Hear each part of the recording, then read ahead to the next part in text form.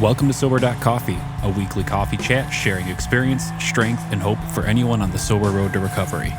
You can download Sober.Coffee weekly on all podcast platforms and check us out on Instagram at Sober.Coffee Podcast and on Twitter at Sober.Coffee Pod. To learn more about us and to help support these sessions, visit online at Sober.Coffee. Here are your hosts, two guys on their own path to recovery, Mike and Glenn. Let's join them at the coffee shop. Glenn H. Hey, what's up, my brother? Hey, how you doing? Man? I'm doing great. Hey, quick question. Yeah. So, you do these amazing writings. If folks go to our website, Sober.Coffee, Yeah. and it's not Sober.Coffee.com. No. It's too straight cool. up.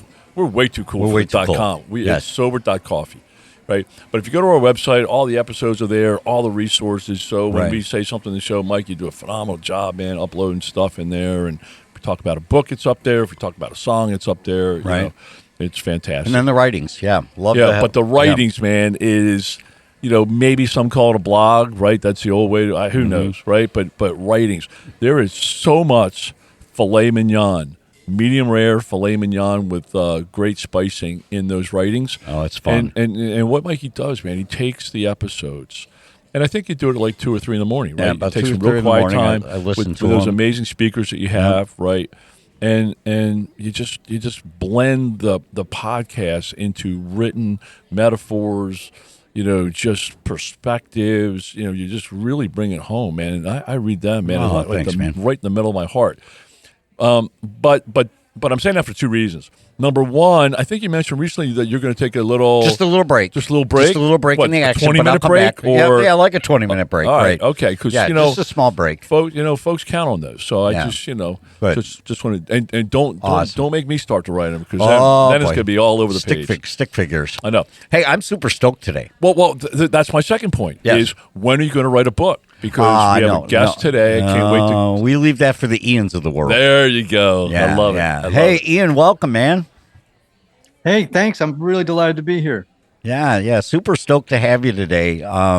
There's so much that jumps out. So somewhere along the line in social media, Glenn usually works the social media stuff for us, and he comes across people. They start having conversations, and somebody suggested that Ian might join us for coffee, and I'm like, okay, well, let me check him out. Let me check him out a little bit, and you just speak my language in everything that you're talking about, and you've got a book now. Tell me if I'm right here, because I imagine this is a process, and the name of the book might be something totally different now, but this is what I've got in front of me, and this is what really jumped out at me.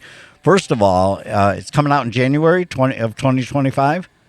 January 28th, yes. Okay, January 28th, 2025. We'll have a link after January 28th. We'll have a link in our resource room to check it out, but check out this title. Okay, you ready, Glenn? Yeah. All right, it's called, now, and you can correct me, Ian, it's called The Fix, How the 12 Steps Offer Surprising Path of Transformation for Well-Adjusted and Down and Out and Everyone in Between. Did I get that right? Yeah, man, that was close enough for rock and roll. All right, beautiful. So if I were to read between the lines, yeah. that means everybody. That's exactly right, and everyone in between. Yep. And that just rings to my heart. When I got introduced to the 12 steps, of course, I needed them myself. I just swallowed everything I could. And ultimately, like in the name of your book, I transformed into this person who appreciates the 12 steps and the principles that wrap the 12 steps to everything in my life. And I just desire for other people to have the same peace that I found through working the 12 steps. And so, yeah, I agree. This program's for everybody. Yeah, I love the 12 steps. My spiritual journey is organized around working the steps. Mm-hmm. And, oftentimes in meetings, people will say, gosh, don't you wish everybody had a program? Yeah, right. And I've heard that. Just kept, and I just kept thinking to myself, why can't someone write a book that helps to make the 12 steps available to everybody? My wife is a Ninja Al-Anon person. Okay, Ninja Al-Anon. So she's ninja level, man. The All other right. day I was complaining about The other day I was complaining about something, and she looked at me from across the kitchen. She goes, "Keep coming back." That's awesome. That is fantastic. My wife, on the other hand, got a sign. I don't know where she got it, but she says, "You keep it up and I'll send you to a meeting." And that sign is on our kitchen now. That's very much the theme Isn't that that Jen great? says. She's like, time for you to go to a Time meeting. for you to go to a meeting. Yeah, yeah. Wow. Yeah, that's great. So I'm Ian. delighted. So writing a book, though, like Glenn was talking about the writings, the blogs that I write, and it's an endeavor. I mean, it's a 3-4 hour process to put together 1,500 words. You write books, dude. That's huge. I mean, I don't know how do you wrap your arm around taking a succinct message and laying it out in print. I think I'm super impressed. Yeah, so The Fix is my 5th book. Wow. And I do have, I always tell people I have kind of a portfolio life. There's a bunch of different things that I do that supports us, but writing is the number one. And it's a privilege to be able to say, man, this is what I do for a living. Yeah. And we went to Mexico for 9 months, where just for the sole purpose of, letting me write this book. And man, we had a blast. And, writing is just, some days it's ecstasy, other days it's agony, and lots of uncertainties, lots of self-doubt, followed by overconfidence. And then it's a bit of a roller coaster, but, you just get up every day. The way you write a book, man, is you just get up every day and you write for 6 hours. That's it. Yeah. Just right. Yep. There's nothing more daunting than that blank screen in front of me. Before the first word goes on, I'm like, where am I going with this? I have no idea. Yeah, so quick question. The other books, are they all focused on recovery? No. My first book was a novel. My second was a memoir. And then the books that really have supported us is books that I wrote about a personality typing system called the Enneagram. No, I've not heard of that. Is that something that you came up with? Oh, I wish. That's awesome. Boy, I wish I had the trademark on that. Yeah. No, it's an old type personality typing system, but it's a really, really helpful tool for helping people, just grow in self-awareness, a little bit of knowledge about what their predictable habitual patterns of acting, thinking, and feeling. And actually it's a really helpful tool in the recovery process, right? Because we know that self-knowledge won't keep you sober. However, that doesn't make self-knowledge a bad thing, right? It like understanding yourself is part of the journey of recovery, and this is a really useful, good tool. Right. Yeah. Yep. Self-awareness is absolutely something. It's a benefit I got that I wasn't signing up for. I just wanted to quit drinking. That was all I wanted, and the fact that I now I get to deal with emotions, I get to deal with raw life, and I get to figure out why am I thinking that way? Why am I feeling that way? I don't know. It's become a hobby of mine. Yeah. So Ian, Mikey and I are part of I hate to use the word because everybody like shrinks up when I say it, but we're part of a church group, right? Of like 19 guys. It is not your father's Bible study. I'll tell you that right now. It's not my grandfather's Bible study at all. But half the guys are in AA, right? Half the guys are on the sober journey, but we really just focus, from a spiritual perspective, Right. we focus on living better, right? Being better dads, husbands, friends, workers, etc. And we've actually talked about there, I'd really like to explore this. Everybody could use, right? Because I remember this dude Scott Peck, Dr. Scott Peck. I think he came out, right? And said everybody would benefit, right? So let's lay in on that, because we have some sober curious people that are listeners. I mean, they're still drinking, right? But they're sober curious, and they're starting to, hey, what's this sober life like, and how can that value me, right? Right. So what kind of experiences have you seen, right, where including your wife, non-alcoholics, non-drug addicts, use the 12 steps, and what kind of value, what do they do, what brings them to it, how do they surrender, and what kind of value do they get out from like a non-addictive approach to the 12 steps? So thanks, man. It's a great question. I would say that, and this is one of the premises of the book, there was a wonderful psychiatrist years ago in the 1980s. His name was Gerald May. He wrote a great book called Addiction and Grace. And I've read it. He Really? Yeah, yeah. In fact, 10 years ago, it was the first book somebody gave me, and I've read it at least 10 times. Okay. So you know that he says in it, the great quote, and I quote it in the fix, right? To be human is to be addicted, and to be addicted and human is to stand in need of grace. So for me, I don't think there is anyone alive that isn't existing somewhere on the addiction continuum, right? Like, and we just know this from the research, right? Food, sex, porn, love, relationships, codependency. Everyone's looking for a fix, man. Workaholism. I mean, the list goes on and on and My on. Amazon right? dude.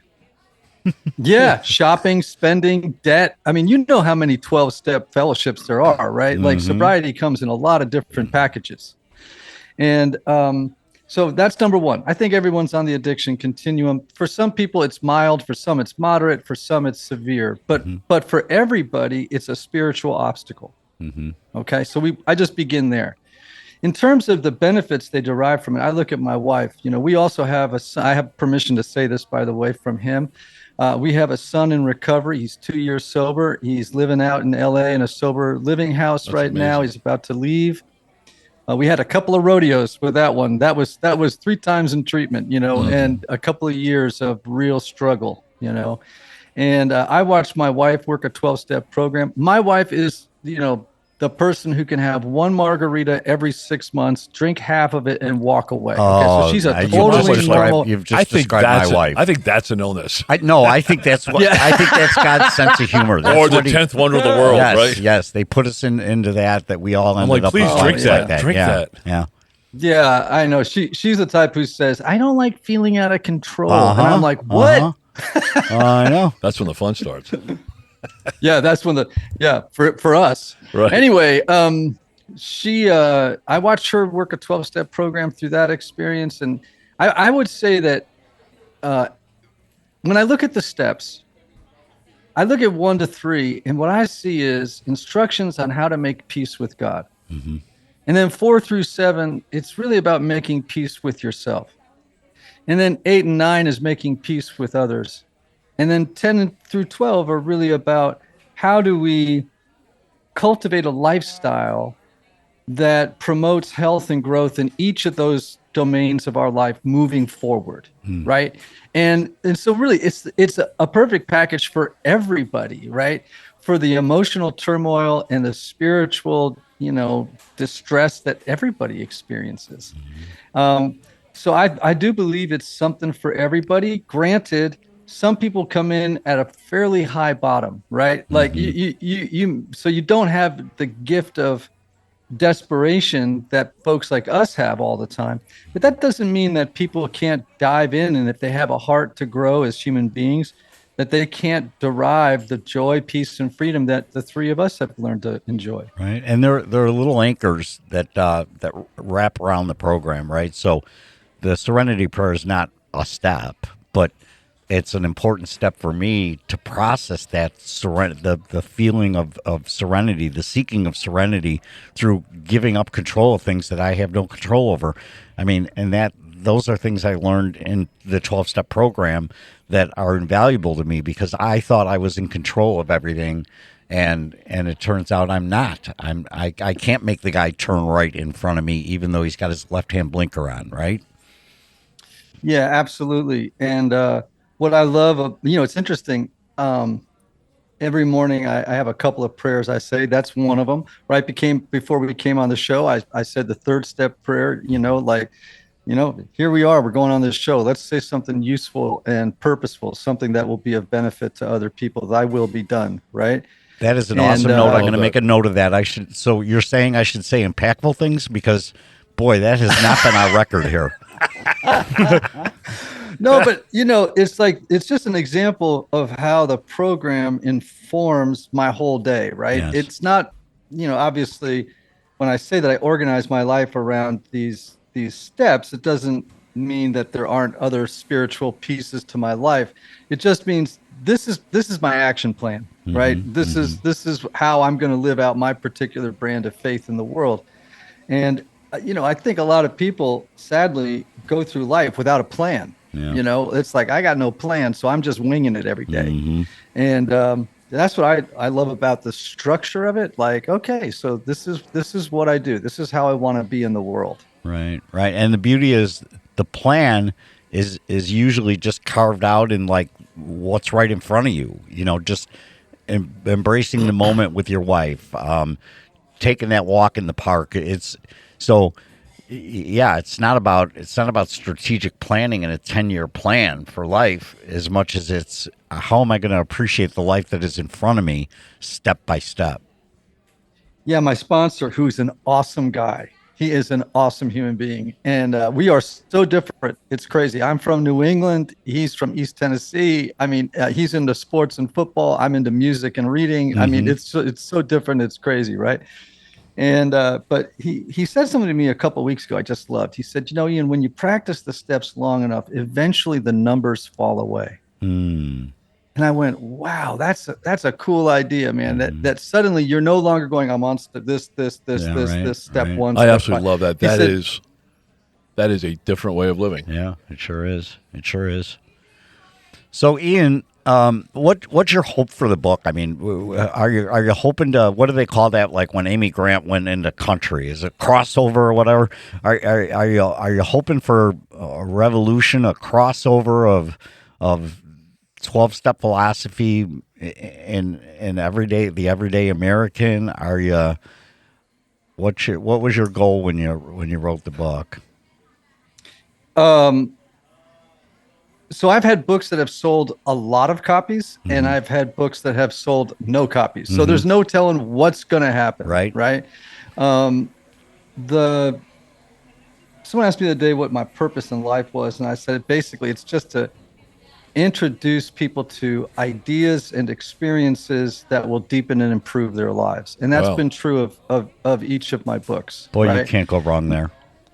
Well, that's the hope anyway, right? And so my hope for the book is that everyone from a guy sitting in treatment on day 3 to a soccer mom who is sick and tired of being sick and tired of trying to control her kids and the world around her, and her life feels unmanageable because playing creator instead of being a creation isn't working out. That all of them would derive these benefits that we mentioned earlier, right? I also love the idea that so many people are out there in recovery, and their family and their friends don't necessarily they have a vague idea of what the 12 steps are, but they don't really know. It's a great thing to say, hey, this is what I've been doing. My sponsor might argue that I don't even understand the 12 steps. Yeah, exactly. And by the way, that was also one of the purposes, right? I personally wanted to do an even deeper dive into the steps. I mean, that was one of the benefits of writing the book. It's like I'm doing the steps as I'm writing about them. Yeah, right. There you go. And so that was really fun to get to do so much research and reading and gleaning so much new information and insights into the steps that I didn't have before I decided to write the book, right? So my hope is, the word I've often used in interviews is I want to democratize them a little bit. I don't think that they are the sole, and Bill himself said this, right? Like the steps can benefit anyone, he said. There was a moment, in the history of AA when Bill was tempted to make the steps available to everyone. And then he was persuaded to really target alcoholics, right? So he thought this could start a global revolution, right? Actually.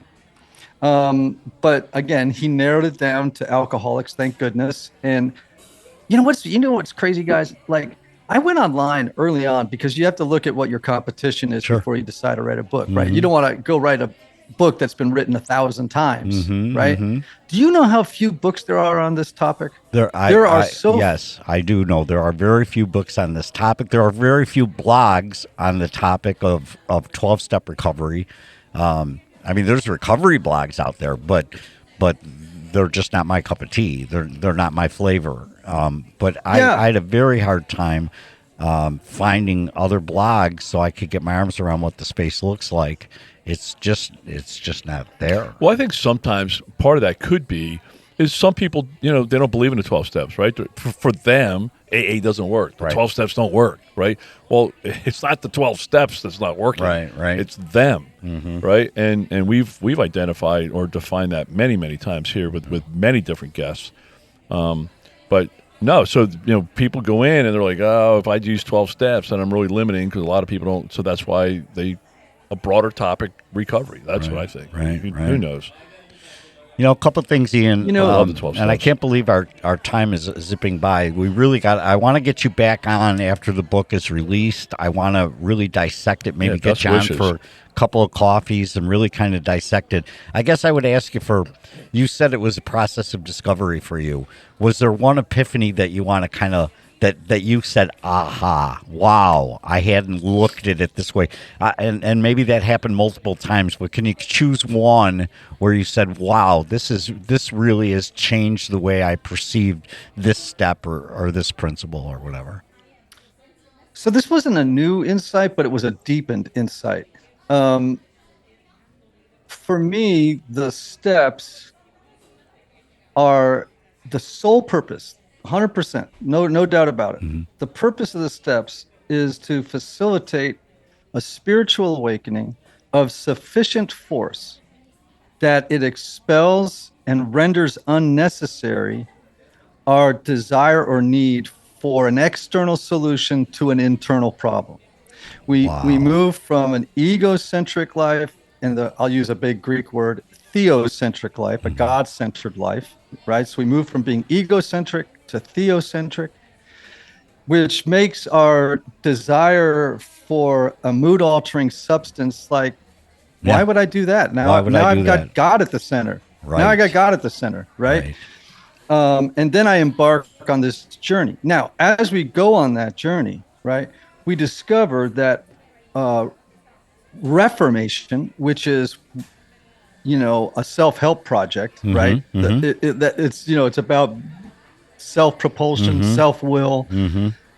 Just doesn't work. Like changing yourself, good luck. Yeah, right? No, I failed miserably at that. Right. Exactly. Everybody fails miserably at it. That's why we have self-help books. And by the way, if yourself could help yourself, wouldn't yourself have done it by now? I mean, like, what do you say, Glenn? The same brain that you can't fix a problem with the same brain that created it. Right. Yeah, you need exactly. You need a new brain. Which is amazing. Yeah, Ian, this is such good stuff. I want to as well. So I got to ask this question. You're a highly respected. Is this a Zondervan book?